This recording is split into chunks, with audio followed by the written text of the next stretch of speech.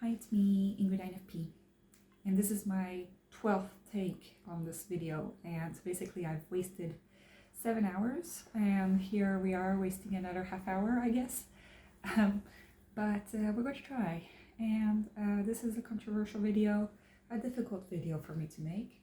I want to make several disclaimers first.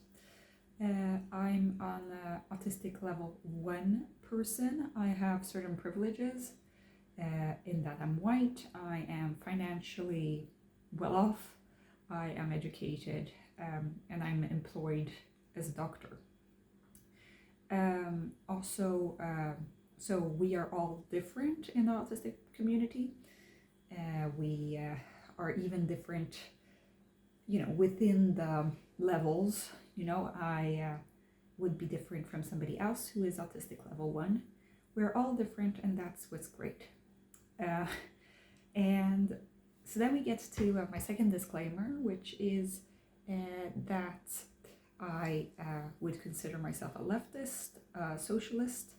I live in the country of Sweden, which is a socialist country, and so inevitably I would seem quite radical for an American person, but actually I am pretty middle of, left of center for a Swedish person, I think. And yeah, I also grew up in France, which is also kind of more of a socialist place rather than the US. But I'm not a communist, and I've lived in capitalism my whole life. So yeah, but I am aware that this is going to inform my opinion for later of how I think that society should function. Also, I've thought about, am I the right person to make this video? I don't want to be talking above other people who need their voices to be heard more. I'm talking about people with higher support needs or people from minorities. They can make their own video because I cannot speak for them, and it would be wrong of me to try to speak for them because I can only speak from my own opinion. I try to have an informed opinion, I try to reflect a lot, and that hence the amount of videos this took me. And also I was worried about sounding political on here.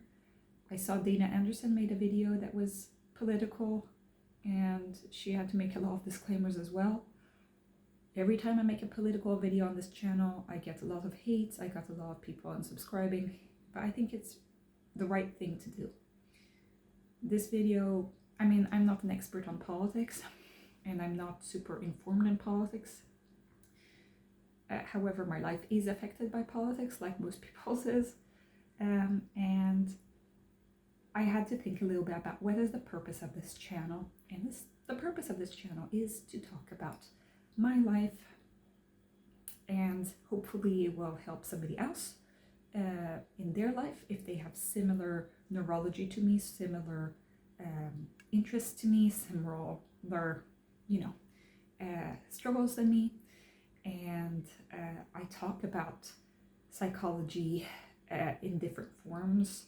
I talk about my neurology, my personality. I talk about, in different frameworks through the neurodiversity framework, but also the MBTI framework. And I talk about the framework in terms of books that I've read, and in terms of philosophies that I've heard, and in terms of my framework as a doctor. So I think that this actually is in line with my goal and my purposes with this channel. And I think that it would be a lie for me to not speak about this topic because this topic actually does affect me, and I do have opinions to express. Now, yeah, so there's all that. I do want to point people towards the direction of people with higher support needs autism than me, because I find that their voices are not often heard. I want to talk about the level 2 autistics, and I'm thinking about Dana Anderson, I think her name is Holly AuDly, AuDly with AU, and Pond's Journey. Those are the level 2 autistics that I know about on YouTube. There are probably more. Tell me in the comments. Also level 3 autistics. Usually I have not seen them on YouTube, but they might be there.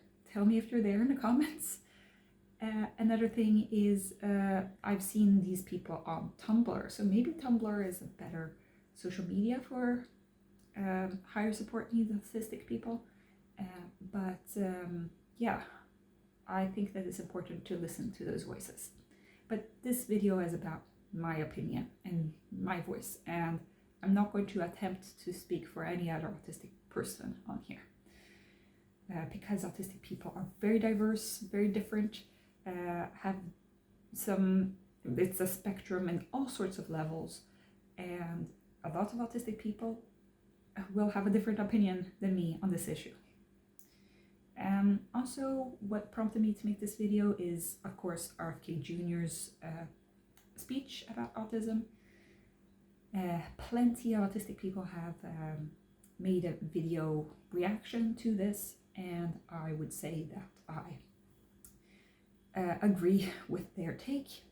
And also, another thing that prompted me making the video was that I listened to a radio show on France Culture, which is kind of like a educated radio show for French people, and usually it's quite educational, but in this case I found that it was educational and progressive by French standards, but it really showed that France is not very, as progressive as I think that they're being. They're actually quite far behind in terms of Western countries. But so they still saw autism as a disease. They talked about, they gave outdated statistics about different things. They also, they had that autism expert, which was a doctor, but he was not autistic himself. And they were giving different perspectives of like carers for autistic people and, different views in that sense, but they did not give an autistic person's view, which was lacking, and it made it not very credible and not very supportive of autistic people. And I think we need to talk about things as autistic people, autism, we get left outside of these discussions so much of the time. And so yeah, that was disappointing, especially considering that they were saying like, oh, we don't have a cure for autism yet, but their whole purpose was finding a cure, when really, let's get to my answer to this question, which is no, we do not need a cure for autism, or we should not waste our time on finding a cure for autism, more like. So no, but nuance, a little bit of nuance. I posted a poll on my channel, which I took away afterwards because I don't want it to keep rolling the numbers, but it was very well balanced and spread across, statistically speaking, that 27% of people said yes, 27% of people said no, and 47% of people said nuance. So it really was, like bell curve, beautiful. But so it showed me that a lot of people, and most of you guys who are on here, either you're INFP or you're autistic, but I think that most people who answered the poll were autistic, have a very different ideas of what we should think of in terms of autism.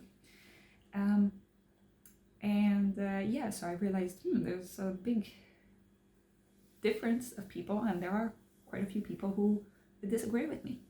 And that's great. We're diverse people. But so my view of things is that I'm basically on the no side. And that's because I'm looking for accommodations and not for a cure. And I think that we shouldn't be spending so much time, money, and research energy on finding a cure when there isn't enough on finding supports for autistic people and accommodations for autistic people so that autistic people can live the best life that they can live. I don't find that it's realistic to find a cure, but this gets to what is a cure for autism? What are we talking about? And it can mean a lot of different things. One of the things that RFK Jr. talked about prevention of autism by finding toxins in the environment. Nothing that has been proven so far. And also vaccines do not cause autism, so that has been proven time and time again. Or you can find the genetic things and maybe do some kind of genetic changing in order to delete autism from birth in the embryo stage.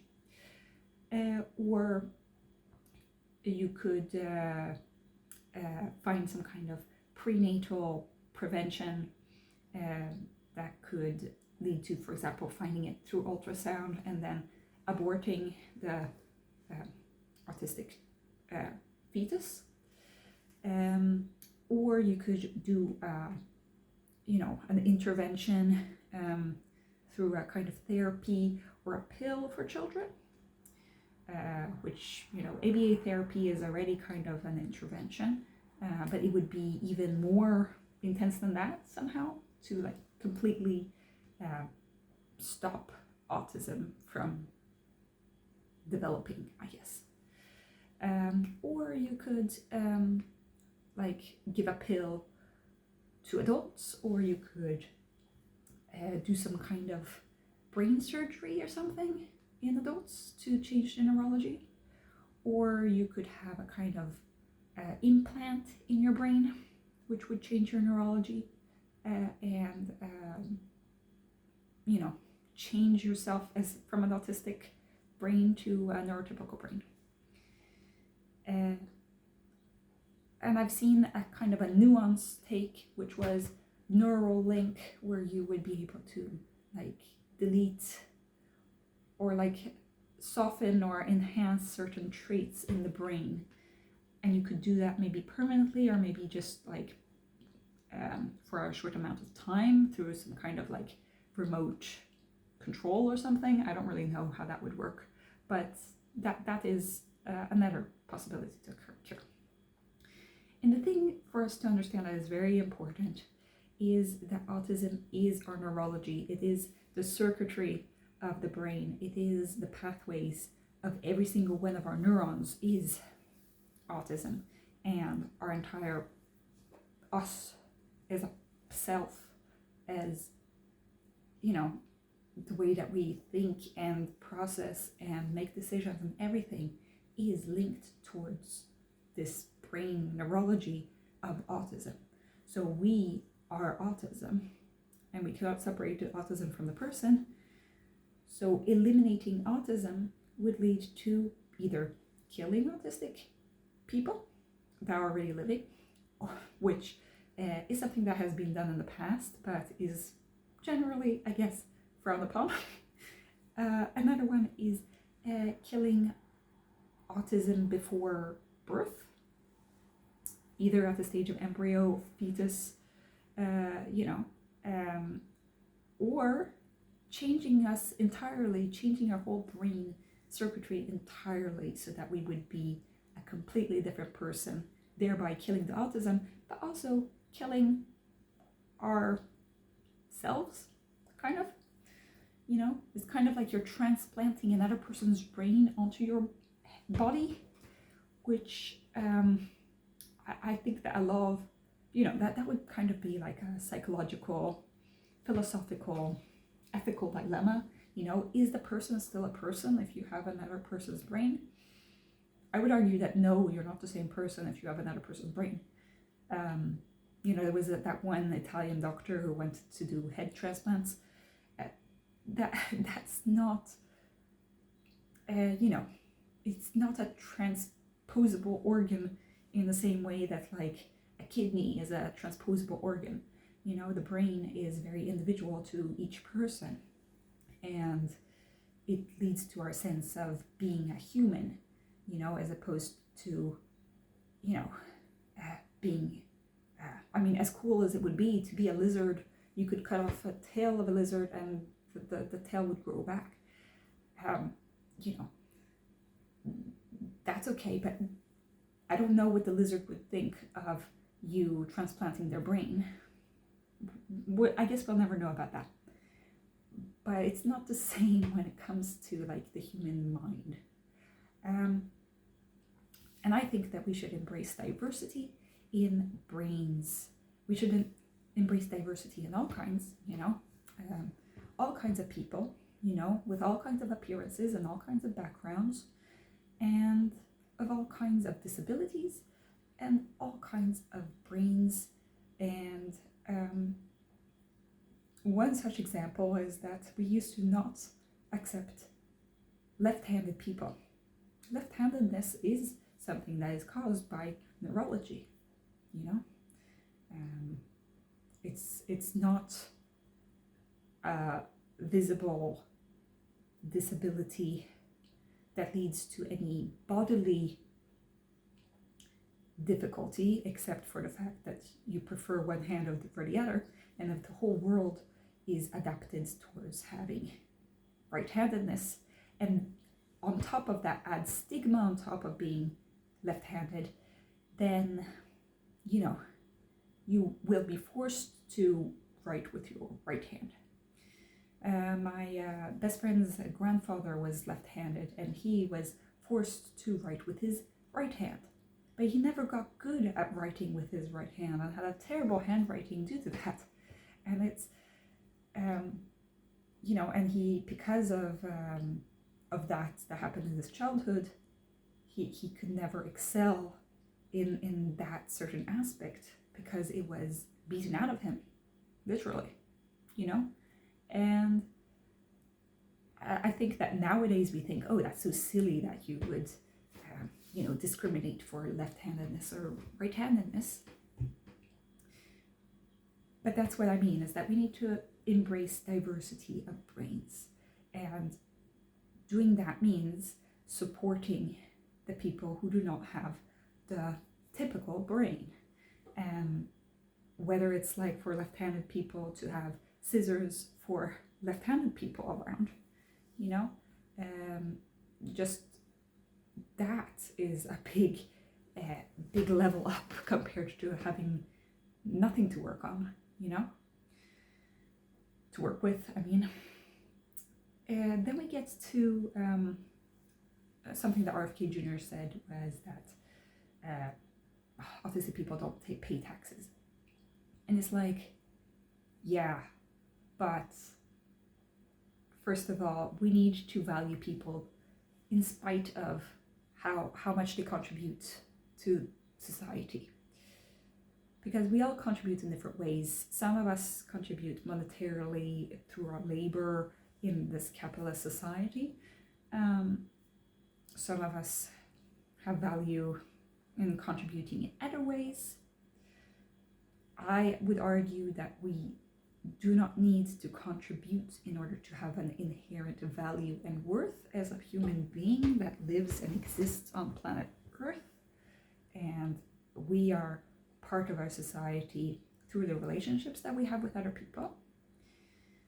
And that relationship we have with other people might not be understood by all. And this is where there's a certain example of an autism mom actually maybe being a little bit right, in that she has an autistic level 3 girl, and a daughter, and she said that her daughter contributes to the world by making people realize how important empathy, compassion, and patience are.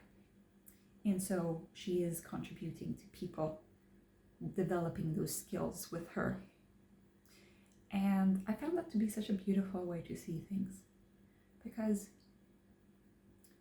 we've been trained our whole lives to see the world as, you know, is that we have this production value, seeing people as tools, really, rather than actual like living creatures.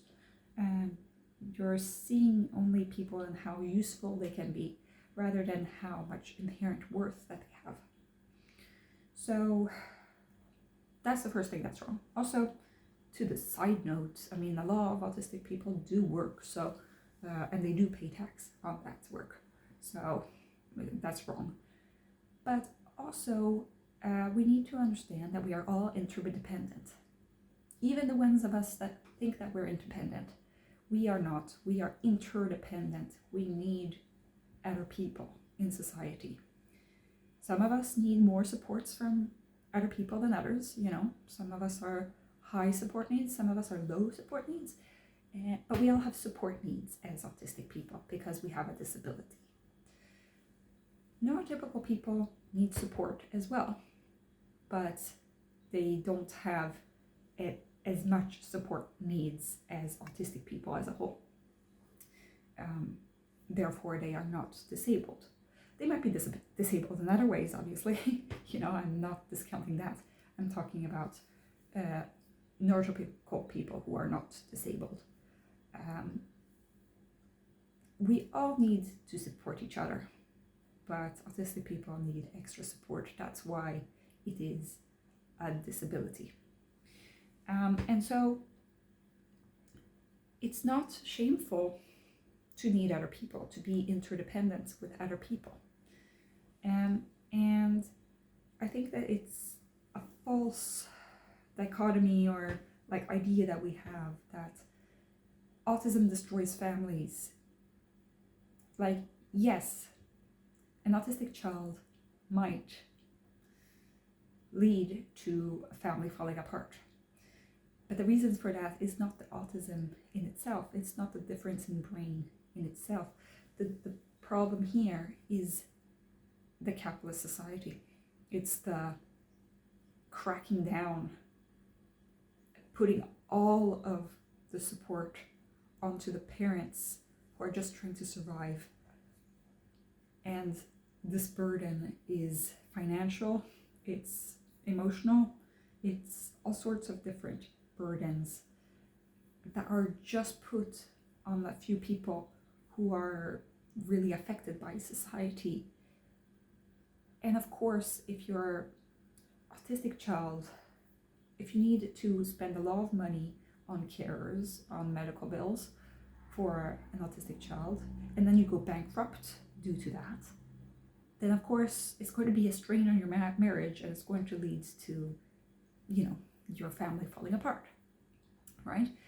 But if this family had received supports through, you know, a socialist system, you know, being very idealistic and naive here, but like, if you could share this burden onto society at large, you know, you are paying taxes for a reason so that you can, you know, support people who need support. You know, maybe the mother could have paid parental leave, which would help her bond with her child, you know, or you could have unemployment benefits, you know, or you could have, you know, affordable daycare or paid education so that you can educate people into becoming experts on autism, you know, or you could have all sorts of support for people who need them, and the burden wouldn't be felt as hard. I think that if you've never seen a socialist system work in the way that it's supposed to, then it's hard for somebody to imagine that, when really it isn't that much of a utopia, you know? And also I think that we need to focus on like ourselves, on building grassroots communities, because our governments are not really listening to us.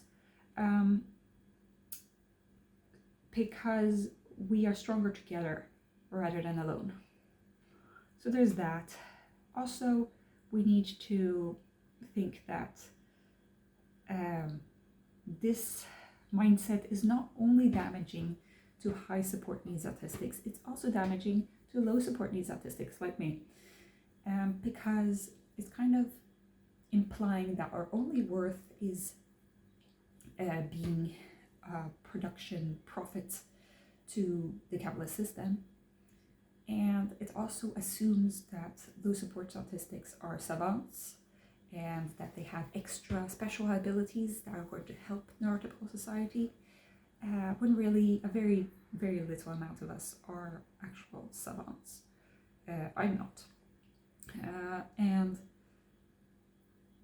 it's kind of like the whole autism and Hans Asperger and all that history, where basically if you were autistic and disabled, you would be exterminated. But if you could be saved because Hans Asperger gave you the diagnosis of Asperger's, then you were only saved because you might be able to contribute something to the Nazi regime and basically be able to work in a labor camp. I don't know. Would you choose to go to the labor camp or would you choose death?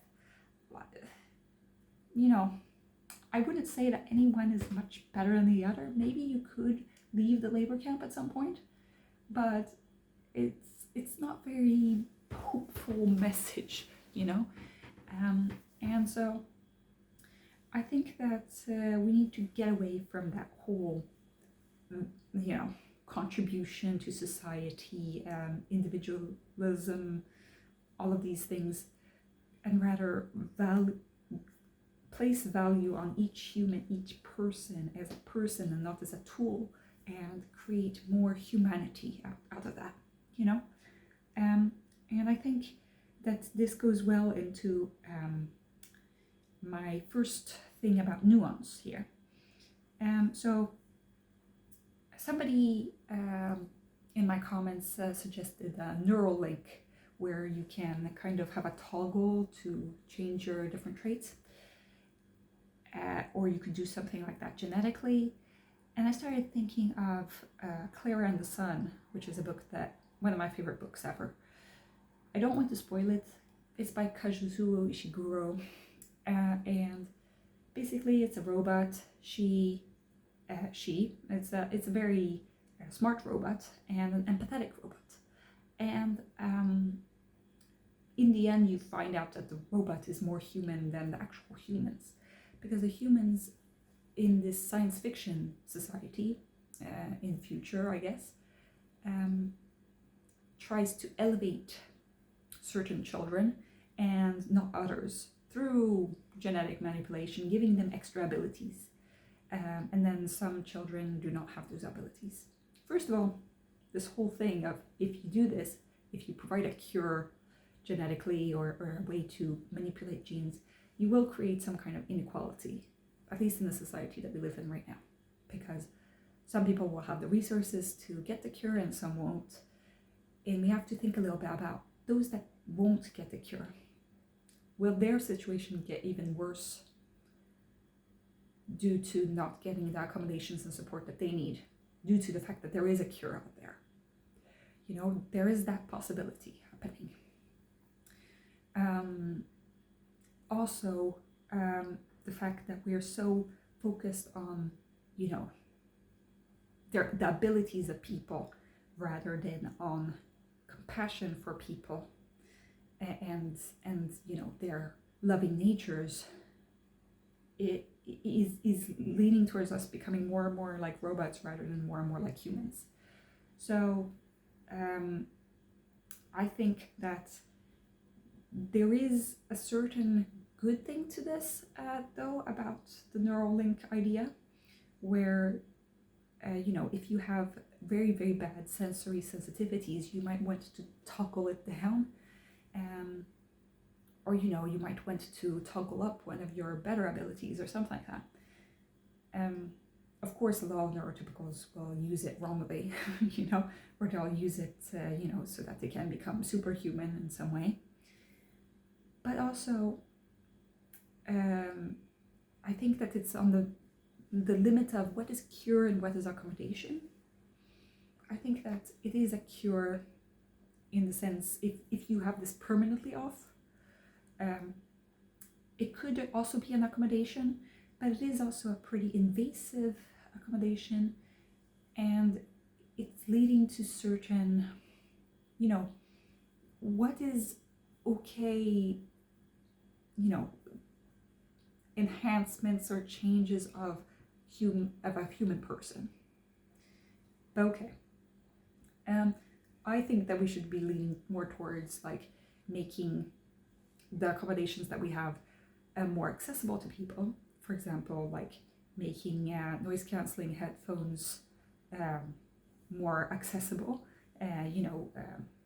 so that they cost less and that they're reducing the stigma around them, and also, making them even more powerful than they are today. That could be a certain accommodation, or just changing some of things in the environment, so that it could be an accommodation. It is hard though, because a lot of people's accommodations go against each other, kind of, like some people want it to be really quiet and some people go crazy if it's quiet, and so that leads to a clash. So I know that there is some nuance in this whole thing about the neurallink toggling different traits. Also, if you're only doing one trait at a time, you're not really curing autism in that same sense. So I could put some nuance there. Another nuance is in the abortion. I am pro-choice. So I say that, parents should be able to have an abortion, and they shouldn't have to, say why they're getting an abortion. They should be able to get an abortion, have the possibility of it if they feel like they need to, and I don't need to really understand the reasons why for it to be considered legal and possible for a person, because for me it would be worse than that the baby is aborted. It would be if the baby is born and is not well taken care of, so that's my stance on that issue. However, there is nuance here, because in certain countries, girls are being aborted more than boys. But that's because of how their society is built. If there was less problems with having a girl in those societies, then the children wouldn't be aborted in that way. Another one is Down syndrome. In Iceland, they almost got rid of Down syndrome due to prenatal testing. And I understand that you don't want a child that is very ill, because Down syndrome often comes with a lot of comorbidities. But at the same time, you are also, limiting what is considered okay to have as a child, and so you are creating less diversity in the population. So I don't really know where I stand there, in the abortion issue. It isn't clear black and white, And the third thing that might be, I would consider a nuance, would be finding causes. At the moment, I find that finding causes genetically or in the environment would be to find a cure, or to shame mothers for having children, and none of those things are good. However, in a more ideal world, finding the causes and the genetics and the links between different things and how autism is formed in the brain would help, in terms of that autistic people have comorbidities often, and it could be leads towards understanding mental illness and maybe treating mental illness better medically, or it could help with understanding hypermobility syndromes like Ehlers-Danlos, EDS, which is very common among autistic people. It could help, finding treatments for certain comorbidities, or it could help with understanding how to accommodate autistic people who have other disorders or disabilities. So I think that understanding the causes is kind of, is it about finding a cure, or is it about something else? Now, I've been part of several studies, and I've asked the researchers every single time, is this for eugenics purposes? Is this to find a cure for autism? What is the purpose of your study? And they would explain to me the purpose of the study, and I said, okay, I understand. And I was part of those studies. One of them was about synesthesia and autism, which was a qualitative study. So I had an interview, but also, had to answer certain questions. And I think that that could help understand the neurology of autism and maybe help with, creating more understanding between neurotypical and autistic people, finding accommodations that could work.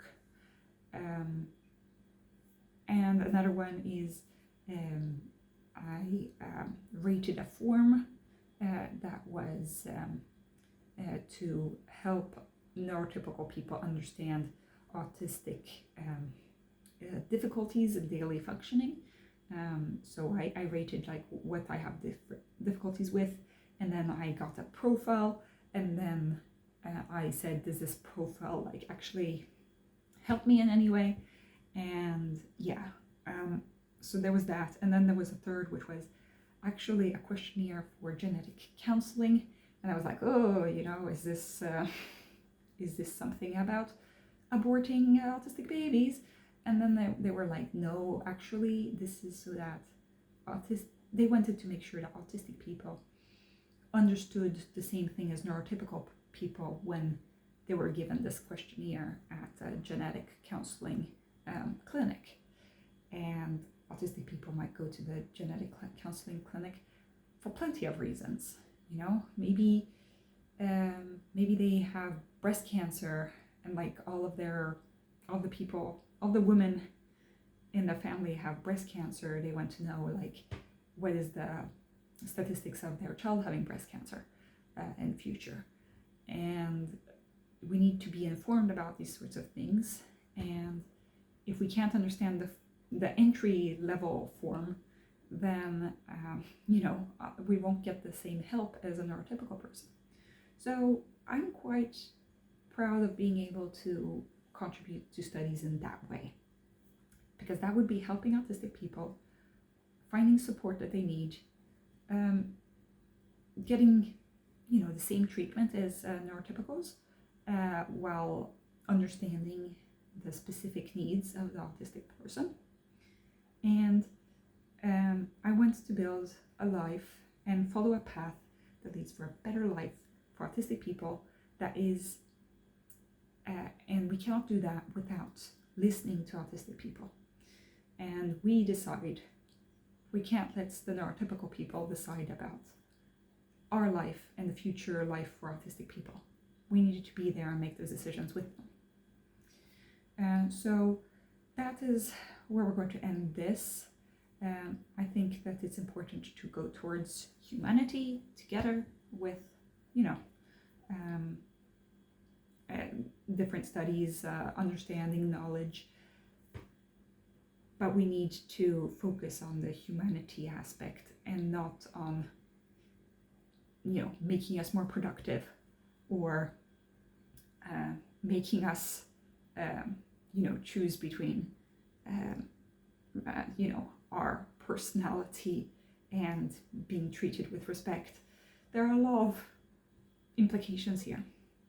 So I was quite scared making this video. This is the 12th time, but I think that this is the last. Please be kind in the comments, because your comment might take you 10 minutes If you're, a person who writes really long comments, maybe it took you half an hour, but this video took me a total of 8 hours to get to this version. So, be kind. I'm open to discussion. I really want, this vlog video channel to be a place of discussion. However, I do reserve myself the right to delete things that I find are not conducive towards a positive environment in the comments, because that scares some people from actually commenting. I've actually had people say to me that they do not want to comment on my channel because of that. So I want people to be nice in the comments, and that's that. And please tell me what you guys think about this topic. Is there anything that I have missed? I'm not a very good person at arguing different points. I'm not a very clear speaker, so I don't think that people should be coming to my channel to listen to me talk about this, but here I am. Anyway, have a great day, everybody. Bye.